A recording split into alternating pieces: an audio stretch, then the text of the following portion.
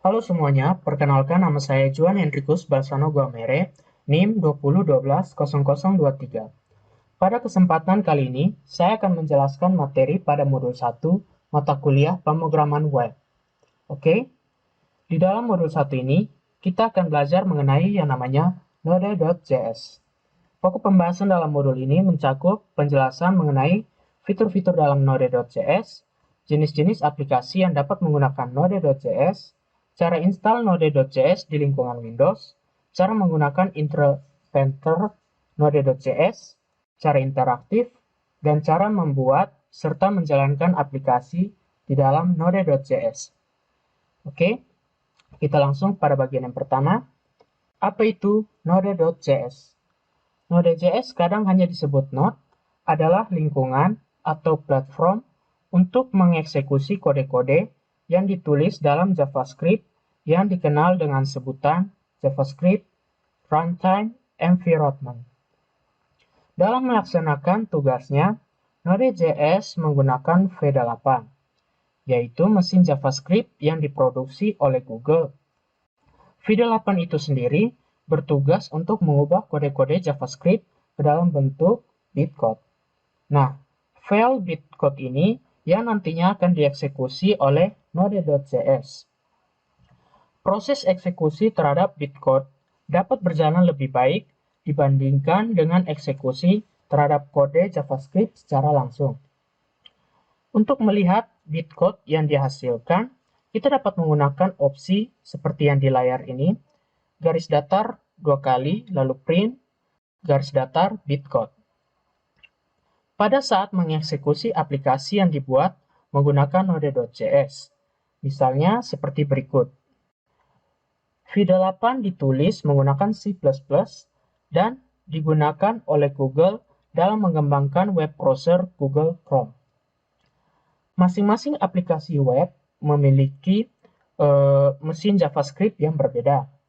Misalnya, pada aplikasi Mozilla Firefox menggunakan SpiderMonkey atau Safari, menggunakan JavaScript code, dan Google Chrome menggunakan yang namanya V8.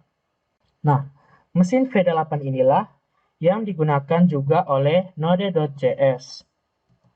Melalui Node.js, kita dapat menggunakan JavaScript sebagai bahasa pemrograman untuk membuat semua tipe aplikasi, baik yang berupa aplikasi Console Command Line Interface atau CLI. Yang kedua, aplikasi berbasis GUI. Yang ketiga, aplikasi web.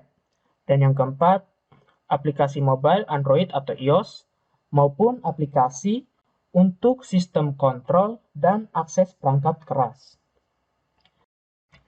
Node.js pertama kali dibuat oleh Riendahl pada tahun 2009 dan hanya dapat dijalankan dalam sistem operasi Linux. Namun, saat ini Node.js sudah dapat digunakan di lingkungan Windows, Mac, dan beberapa varian unit lainnya.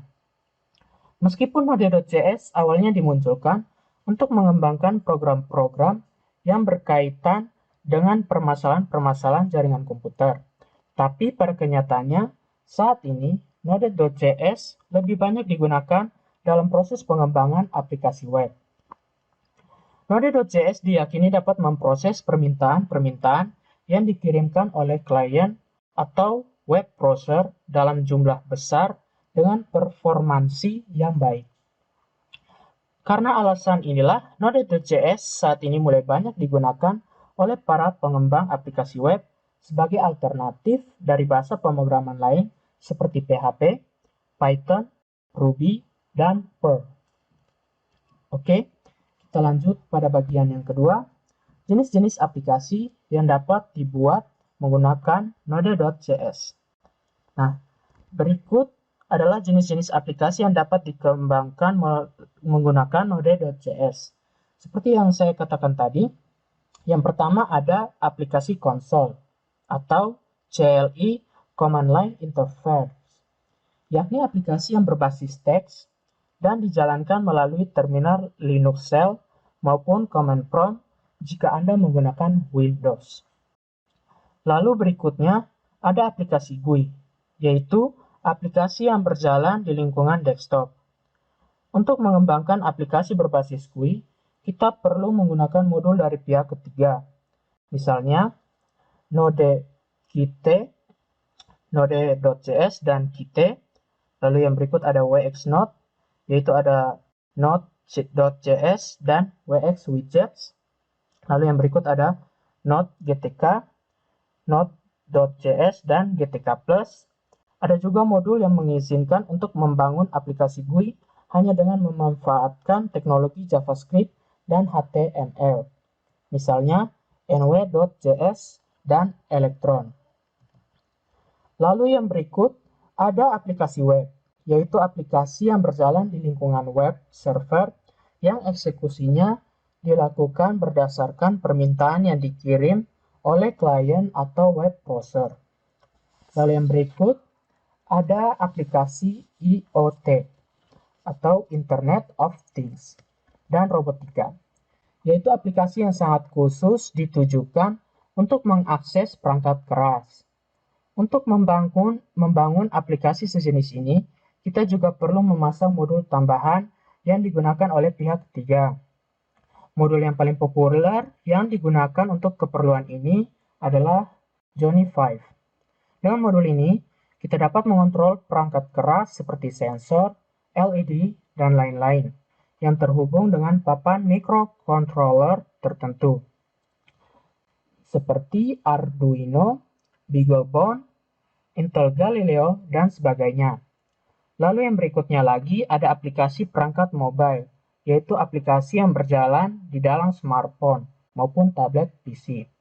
Untuk membangun aplikasi jenis ini, kita perlu menggunakan framework lain, misalnya framework React Native, yakni framework yang dapat digunakan untuk membangun aplikasi Android maupun iOS.